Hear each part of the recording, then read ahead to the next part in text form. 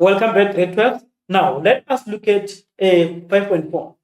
5.4, we are given an identity which is cos into x plus y into cos into x minus y is equal to 1 minus sine squared x, 1 minus sine squared y.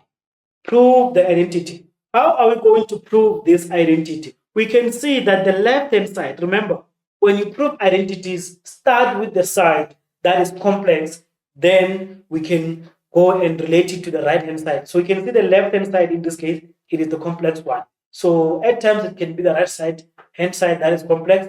We are going to start there. What we see, we are seeing two compound angles on that side. So the left-hand side, we are dealing with this left-hand side separately, complex. So how do we deal with it?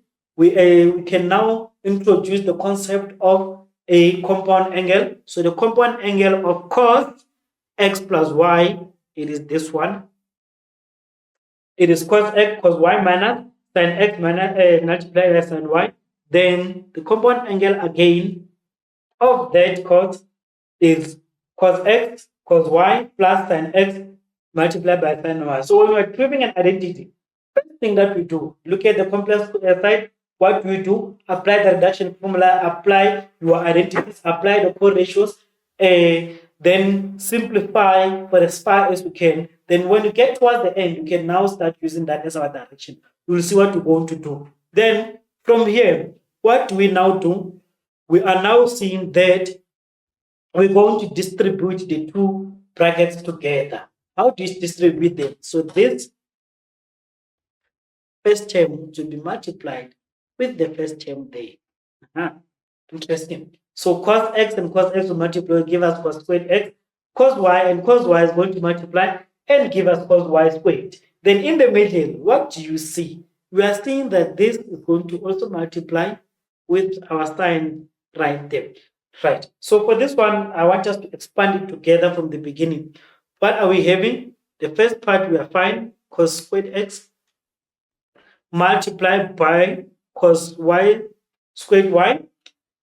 Second one is going to be cos x multiplied by cos y multiplied by sin x multiplied by sin y. Because you can see there they are not the same. Then we multiply this part again with that part. We have minus sin x sin y cos x cos y. Then we are now proceeding. We are now having our last part there. So this is a plus. Just put that sign there. And this one is going to be negative here, right? So minus the last one and the last term. So these two will multiply with that 2. So we can see that the middle part are now subtracting out. Then the second, that part is going to be sin x and x. So you're going to have cos squared x multiply cos squared y minus sine, and sine is going to be sine squared x multiply sine squared y. So which is what I'm having right there. So that is why we remain with only those two parts, because the middle part will do what? They will cancel out. So I'll just show you how those two are going to subtract out. Then this is what we are having now. What do we do from here? Right. From here, we are seeing that our solution on the right-hand side only consists of a side, and we have a cos this side. What do we do? Our job is now to use the square identity to move from that cos squared, and sine squared. So we're going to use the square identity to move from the cos, and you're going to the sine.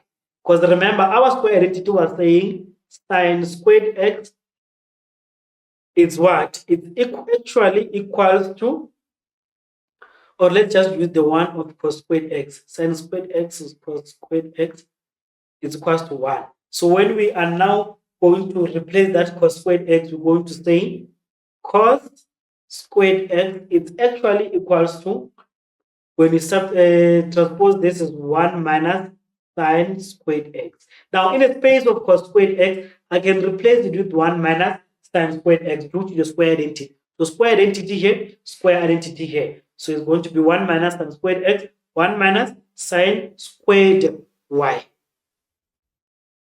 So 1 minus sine squared y in that case. Then what we now have, we are going to still distribute the two brackets. We are remaining with 1 plus sine squared x multiplied by sine squared y minus sine squared x. So we're going to multiply that, and that is 1. Going to multiply this and that. It is 1 sine squared x squared multiplied by sine y. Then you're going to multiply those brackets that way. So that is what I remain with after distributing the two brackets, including that part right there. Then let's check our like terms. Which ones are our like terms? Let us check. So we have what we have. We have sine squared x multiplied by sine squared y. So these two,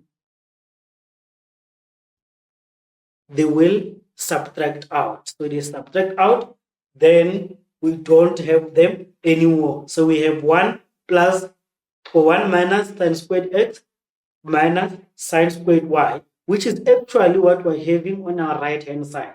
So after those two have subtracted out, then we can conclude that left hand side equals to the right hand side. Hence, determine the value of 1 minus sine squared 45 minus 1 sine squared, or sine squared 15 without using a calculator. We are going to work with the special angle for this one. So for that question, we are going to now look at this and convert it into a special angle. When you convert that into a special angle, we are going to say 45 minus 30. What we see here is the following. 45 minus 30, it's what? It is still 15, so I haven't changed anything. I only expanded 15 into special angles. So we can say I haven't changed anything between the two. This is still a special angle, no problem to start to worry about it. However, what I see, I can still use a square identity to change this to becoming a cos. So we can use a square identity right there to make it cos. So I use the square identity to find that to become a cos. Then from there, this is the compound angle for a sine. And remember, that compound angle for the sine is going to give us sine cos with a negative. Then we are now saying in this case all squared, because there was a squared in front of our value right there. Then when we proceed, we can see these are now special angles. So all of those are special angles. So we're going to apply the special angles. So special angles of cos 45 is 1 over 2. Then there's a squared. We put the square outside. Special angle for sin 45 is 1 over root 2. For cos 30 is root 2 over 2. Then minus into 1 minus 1 over root 2 multiplied by 1 over 2 squared. So we are using the special angles. How did you apply special angles? Remember what we did. What we did right there is to expand the 15 into special angles. Then our final value, it is now root 3 over 4. Now, consider the following expression, grade 12. So this is a simple question. We are going to say, apply the concepts on trigonometric expression for 5 minutes. So 5 minutes to complete this activity. Then we're going to move on from there.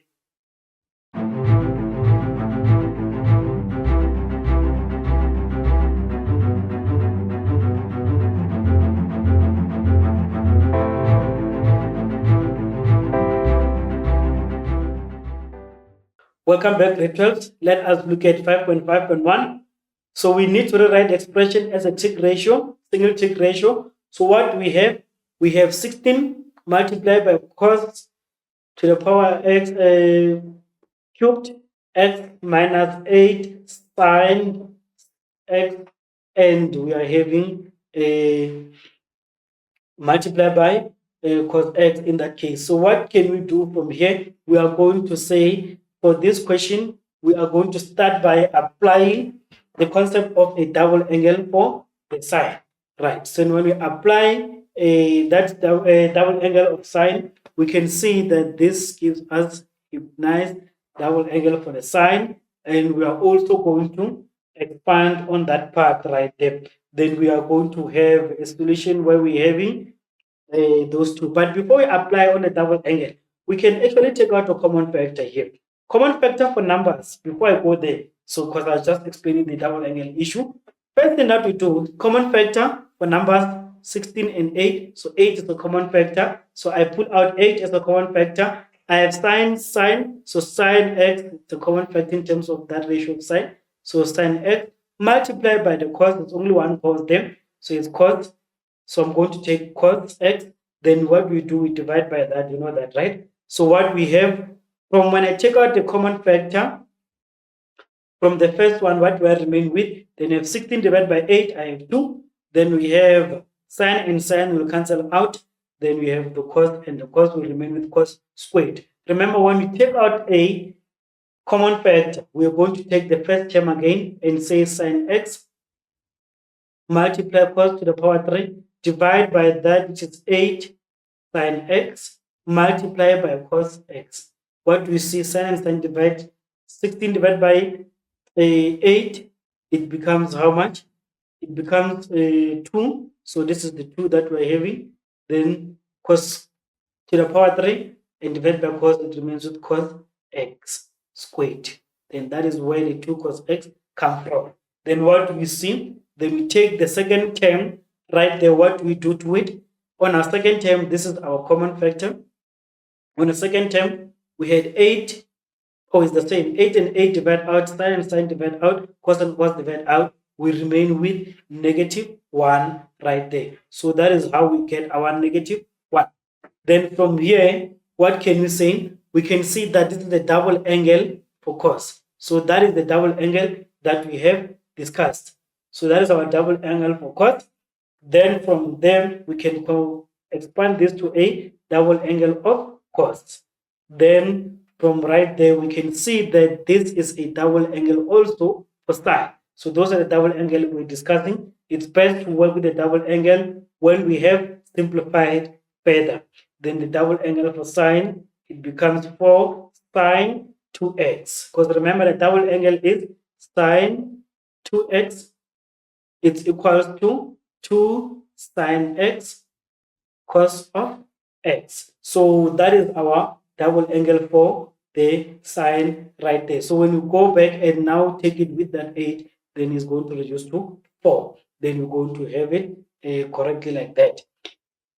Thereafter, we have the double angle again for sine, because this is sine and cos, same angle. So we're going to be again reducing to 2 again, 2 into sine 4x. That is our single trigonometric ratio. Now, let us take our attention now to functions. Now, function is mostly tested on question 6. Now, for these functions, what's happening here? First thing, the skills that we need to deal with the trig functions, we must be able to draw a sine, cos, or a tan graph for any given domain. Number 2, we are going to interpret a trig function when it is given by answering period, amplitude, range, maximum and minimum values. Number 3, we are going to apply or interpret the translations, the shifts and the reflections of the trig. So translation, the shift is going to be vertical and horizontal shift, and our reflection is where we're having an a value as negative. Then we have number 4, we're going to find the equation of a trig function when a graph is given. Now, this is our standard form of our trig functions. So we are having a sine multiplied k into x minus p plus q, where a is the amplitude, so a is our amplitude. And we need to remember that tan does not have an amplitude. So the tan doesn't have an amplitude. Then we need to understand that, because tan value graph, they move like 10 or there. So the tan function, so it's going to move maybe like this. Second one is going to go like that. So it doesn't have an amplitude because it goes all the way up and down. Right. Then we're going to look at period. Period is 360 divided by k. Which one is this one? Is for both sine and the cos. So period for sine and cos, it is 360 divided by k. So k is that value right there. Then the tan graph does not have an amplitude. Remember that we mentioned, then the period for the tan is 180. So it's going to be 180 divided by K to get that one. P is the shift on the graph, which is left or right, and Q, it is the up and down shift that we're going to deal with. Now, let us check the important properties of trig functions. An amplitude is the height of a graph.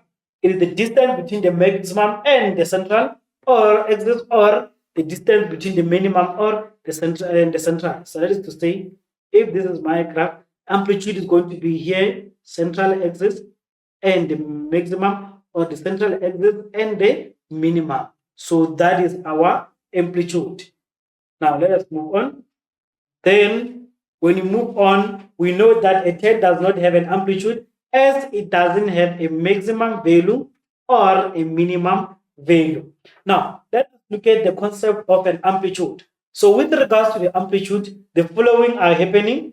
Y is equal to A times sine x, or y equals to A times cos x. When A is greater than 1, our function stretches upward. When A is between 0 and 1, our function compresses downward. When A is negative, the function reflects over the x-axis. Let us look at this one. We're going to start with the function that we're going to compare with, the dotted lines. So it is sine x. When an amplitude is 2 times 2, then the graph is stretching upward to the value of 2. And even on this one, is stretching out downward to the value of negative 2. So we can see that is my amplitude is how much? It is 2. The distance between the central and our maximum, or central and our minimum. Then our amplitude is 2. Then we talk about when A is less than 0, it's a reflection on the x-axis. So if I were to reflect the original graph, or let's reflect the one that has an amplitude there. So when you reflect it, this part is going on the bottom part side, still passes at the same point. This part goes on the top part. Then that becomes the reflected function. Let us look at the period. Period being, it is the value that indicates by how many graphs are completed on a regular period. So we are saying y equals to bx, or y equals to cos bx. Period is 360 for both of the sine and the cos. Then the period for tan is 180. Then what are we having here? So let's say if we have a question that says cos 3x, that means the cos graph, it must repeat itself 3 times. So if it is 3x, it means we have to draw the cos graph 3 times. So let's check the first cos graph. That is the first one. Second one. Third one. So period graph, it tells us by how many times will the graph repeat itself. 2, then 3. So those are the 3 parts that our function is doing what? Is repeating itself. We can see our normal period was 360. We are going to now say 360 divided by k. Our k is 3. So 360 divided by 3, it is giving us how much? It is giving us our 90 right there. So that is what we are having for 120, giving us 120. So the new graph is given after every 120. Then cuts every critical point after 80 in that case. So that is our working with a period in that case. Now let us move on. Horizontal shift, it indicates the shift on the graph along the x-axis. So we have sine x minus p, or cos x minus p, or tan x minus p. When p is greater than 0, then we are going to shift to the right.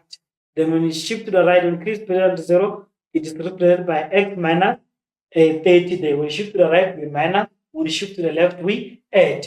When p is less than 0, it is x plus 45 right there.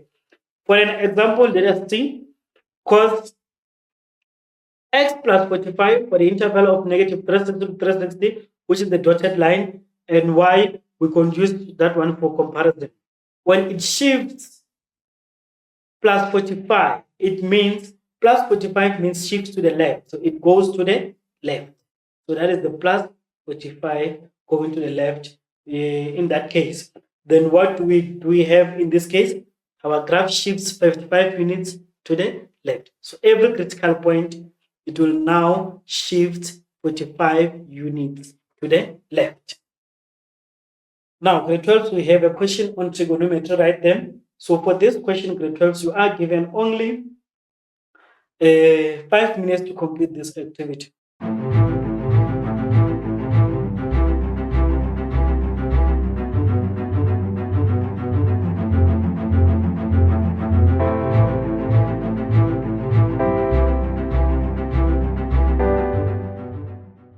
Welcome back, grade 12. Let us now discuss the solutions to this activity. So we are given in the diagram the graph of f at x is equal to 2 sine x, 2 sine 2x. So f at x, this is the f at x. Our g at x is negative cos into x plus 45 and thrown for the interval where x is an element of 0 and 180, which lies on f. Now, the first question says, write down the period of f. Now, that is f for me right there. How is going to be the period? Remember, period is going to be 360 divided by k. Then we know that our period for this one is going to be what? Because the sine, period for sine is 360. So it's 360 divided by 2. Then this is 180. That's why I got my 180 from. Let's look at number 2. Determine the range of g in the interval 0 or x is an element of 0 to 180. So we need to refine the range for g. That is my g right there. Now, how would I find the range for this? Interval is 0 to 180, so it's fine. We are looking for the range, so it's a set of y values. So we need to know what is this value and what is that value right there. How would you find this value? Because we don't know what is that value there. We're going to say it is y-intercept. So y-intercept, x is equals to 0. Then how are we going to find that value right there? We know that that is our g at x. We're going to say y is equals to, where's y-intercept? Negative cos into 0 plus 45. Then y is equals to 1 over 2. So it's going to be negative 1 over 2 because there's a negative right there. So we just substitute x equals to 0. So it's more like working with the functions as we did in the previous question. Then we can see it's root 2 over 2. Apologies there. It's root 2 over 2. Then this value is negative root 2 over 2. This is our range, and it goes all the way to 1. So it starts from negative root 2 over 2 all the way to 1. To find that value, y-intercept x equals to 0. Determine for which values of x in the interval for which when I multiply the two graphs, I must get a positive answer. The sign changes on a turning point, sign changes on a intercept with the x-axis. So I'm going to just have those points that I am going to work with. Right. Now, let us check which intervals where when I multiply both of them, I must get a positive answer. Must either be positive and positive, or those values must be what? Negative and negative. So those are the points that I am going to look at. When I look at the first point, which is between 0 and 45 right there. When I look at, this is another point I've committed. There's an x-intercept there.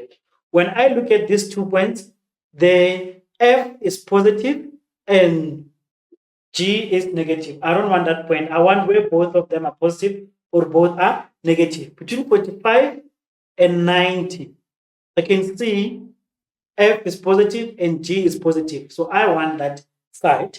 Then let's proceed. Then between this point, which is 90 and 135, I have positive for g, negative for that. I don't want that point. I have positive, negative. I don't want that point. So the only points that both of them are positive, it's actually between 45 and 90. You see, it does not have equal sign. So in my answer, I won't have a closed bracket. So I can say it's between 45, element is x, the element of 45 is to 90, not including due to the question there. Or we can use the our interval notation is from 45 to 90. So x is between those two values. Then let's look at question 6.3.2. So we are saying where f at x plus 1 is less than or greater than 0. So what are we going to say? Transpose that x plus 1 on the left hand or to the right hand side. Then what we have in this case, we are going to just look for a point whereby f at x is negative 1. So the y value must be negative 1. So that is the point that we are looking at. The easier way to work with this kind of a question, because we are saying this represents the y values, we are going to substitute this negative 1 into our equation for f at x in that case. So that's what we did. We are going to deal with it using the general solution. Or already this point was given to us, so we can see it's negative 1 and 105. It goes in. Then the second value, we're going to just apply symmetry to get to the second value. When we get to the second value there, then we're going to see it's going to be that 135, and it goes straight to 165. So that is what we are dealing with here. So from that, we just find the difference between a 105 plus a 135 minus 135, we get it is 80.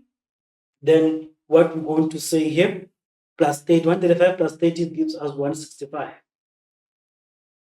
So it gives us 165. So it's between those two values. So it's 105, which we had, to 165. Or again, we can use the general solution in order to find that question to say we are going to have, we're dealing with f at x, we're going to have f at x negative 1 equals to 2 sine 2x. Then we're going to have, in this case, divide by 2 both sides. Then we have sine 2x is equal to negative 1 over 2. Then we're going to look at the general solution where our sine, it is what? Is 1 over. It's what is negative, is the third and fourth quadrant in that case. So third quadrant, we are going to say it is going to be 180 plus the reference angle plus k times 360. Then for this one, it's going to be 180 plus, then we need to find our reference angle. Remember, to find that reference angle is going to be sine into 1 over 2. Then the sine into 1 over 2, then we find that value of our reference angle. We're going to use it. There's going to be 2x in this case is the reference angle plus k. Then we're going to find a solution there, and we're going to find a solution for number 4. So we can use that to find the values, or use the symmetry as we did. Now, grade 12, we have another question here. So we have a question 6.4, and we are looking at question 6.5. So for these two questions, we're given 5 minutes to complete the two activities.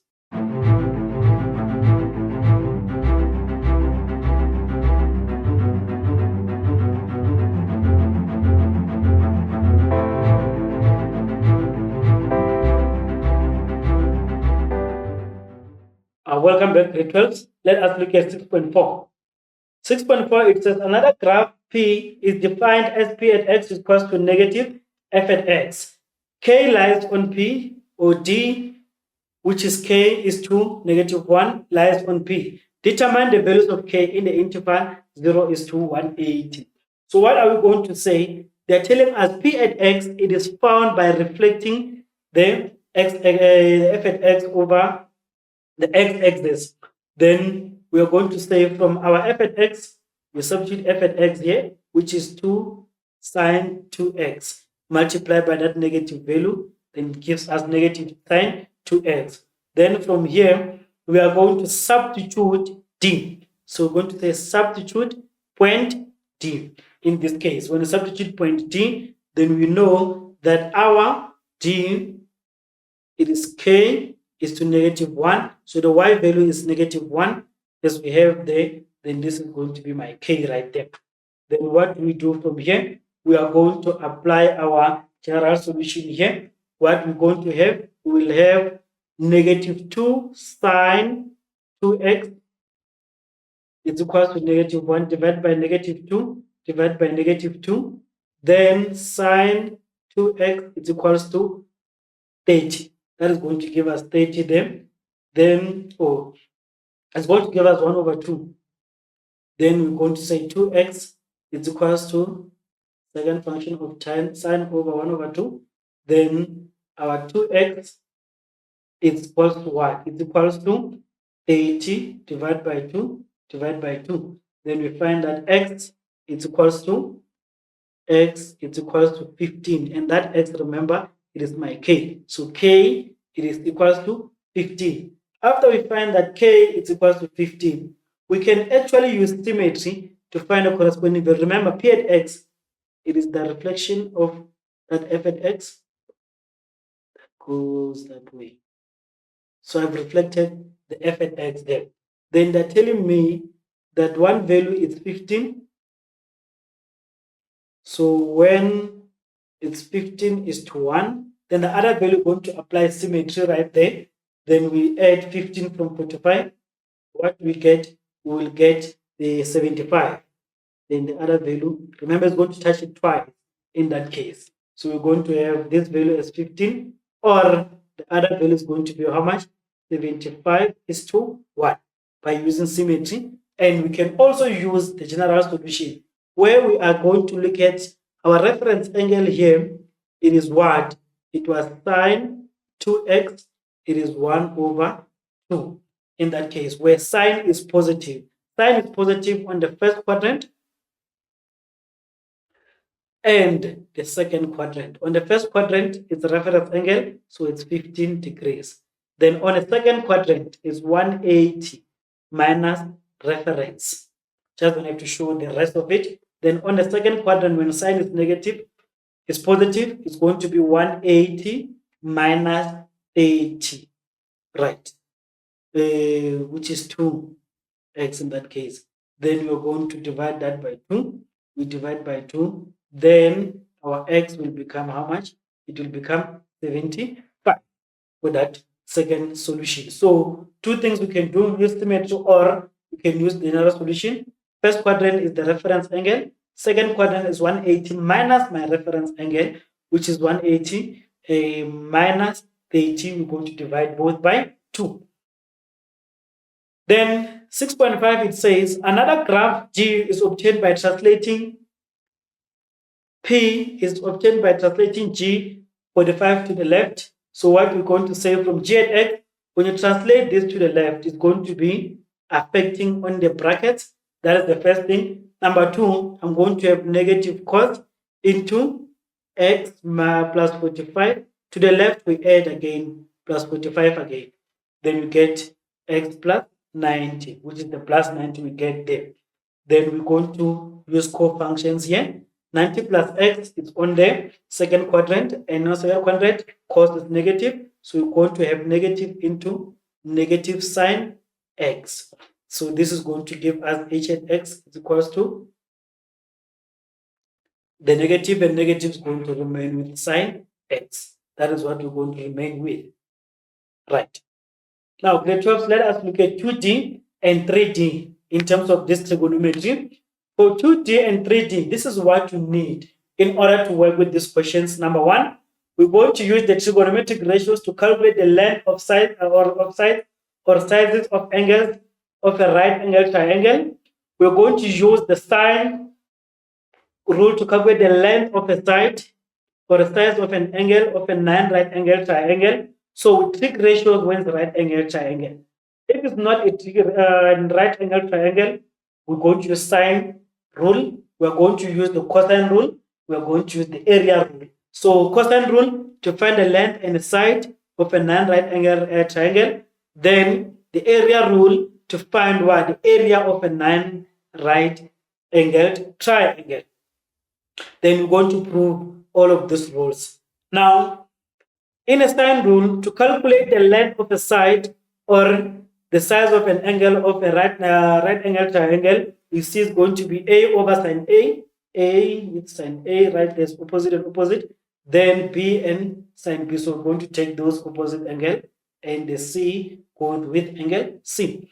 To calculate the length of the side, you must be given. So if you want to use the sine rule to find the length of the side, what you must be given is the following. You must be given the side of or a size of an opposite angle. So if the angle I'm interested in is A, if I want to find A, I must be given that length to say maybe it's 12 centimeters. Then, and one pair of an opposite side and its angle. So I must be given that this side, or I must be given this B to be 20 degrees, and this maybe is 1 centimeter. Then I can be able to work with this. So it's one pair, opposite side, and an angle that must be opposite to each other, and the side of the opposite angle of that side. To calculate the angle, you must be given the side of an opposite angle, then and one pair of the opposite side and angle. So it's the same thing that must be given. To use the cos rule, what are we saying? The cos rule is given by three formulas. A squared is B squared plus C squared minus 2BC, and all of those can be utilized depending on which side you're looking for. To use a cosine rule, what we're supposed to do, we use cosine rule to calculate the length of the side. If you have length of two sides, so we have length of this and that, and the side of an included angle, which is the angle opposite to the unknown side. So we must be given that included angle. So we must be given this and that included angle. Then we can find BC. Right. Then use cosine rule to calculate the angle if you have all three sides. So to find an angle, all of the three sides must be given. So that is what we are saying under a cosine rule. Then you use the area rule to find the area of a non-right angle triangle. What do we do? The area of triangle ABC is half base, which is 1 over 2 AB and C, and those what we are given them. In order to use the area rule, what do you need? You need the length of two sides, so must be given that and that length, and the side of that included angle. So the side of the included angle, the angle between the two sides. Now, the 12th, let us have this last question, which is our 2D and 3D. And for this question, grade 12, you are given 10 minutes to complete this activity.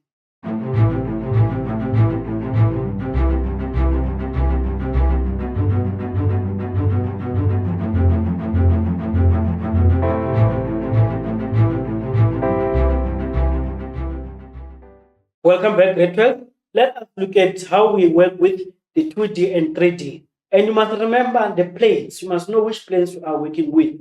Now, let's go to 7.1. AB is a flagpole that is root 5p meters long.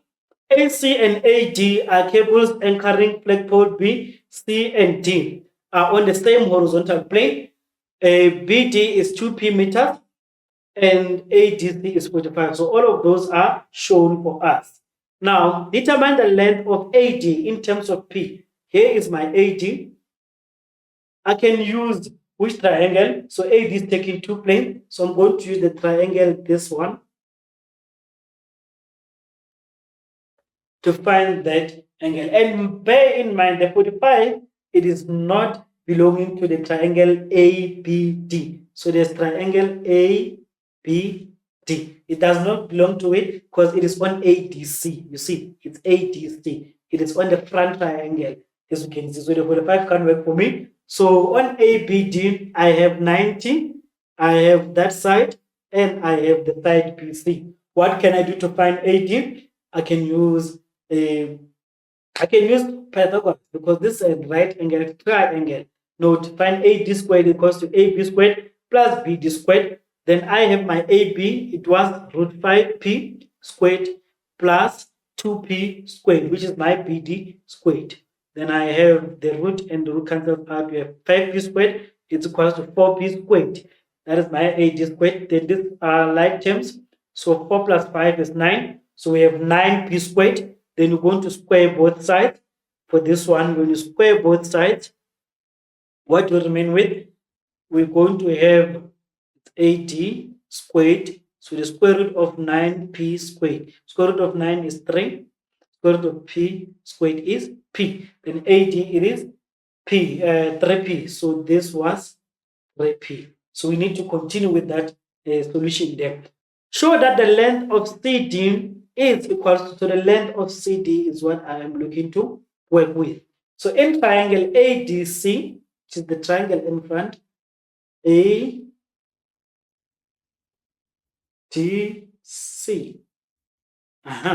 Now, so what are we given? Remember, X lies on that ADC and 45 lies on the ADC. Then we're looking for the length of CD. Then we know that CAD, which is this angle, it's going to be what? It's going to be 180 minus X minus 45. These are the interior angles of a triangle as supplementary, because that is one triangle there. Then what we have as our CAD is 135 minus X. So we have that angle now. It is 135 minus X.